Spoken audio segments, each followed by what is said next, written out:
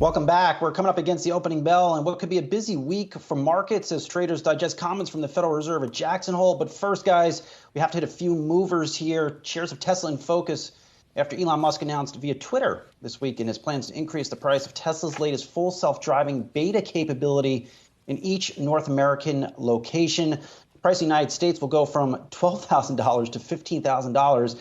And Julie, to me, that seems like a lot of money to try to drive a car without your hands on the wheels.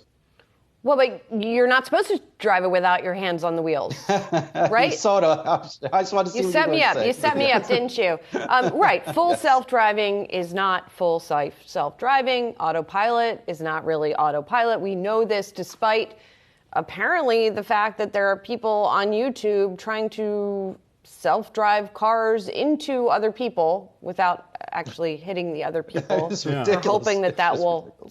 This is something, by the way, that NHTSA has told people not to do, as you might imagine.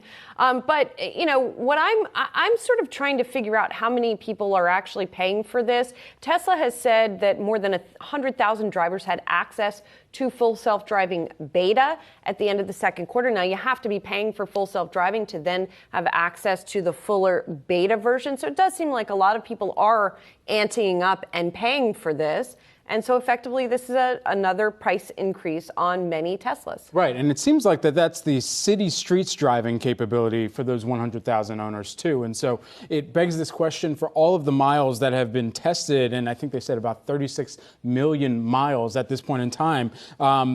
Getting the reviews from those customers, of course, they're going to say, and they talked about this on the most recent earnings call, saying they're very happy with the capability of the system, and they're going to continue to improve it each week. But this is one of Elon Musk's main goals over the course of this year. He also tweeted this out over the week, actually not even over the weekend, at 2:25 a.m. this morning. He said that FSD wide release is one of his main goals this year, the other one for SpaceX Starship to orbit here. But it really gives a sense of how laser focused the company is going to be on this, but also regulatory, how much red tape they still need to get through in order to bring this to full fruition in the masses as well, of those customers that they already have driving a Tesla vehicle.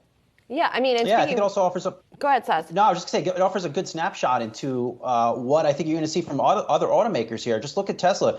If you're going to you want heated seats, you're probably going to have to pay a subscription cost. You want a special air conditioning feature, but you're probably going to have to pay more. You want cooled seats, you're going to have to pay a subscription. I think there's a major reimagination inside the auto industry right now. And how can you suck more money out of consumers by making them pay after they buy and they spend a lot of money on a car? These conversations continue to be ongoing. Yeah, and I do wonder how much the pushback is going to be once things start sort of balancing out once again and finding equilibrium in terms of pricing.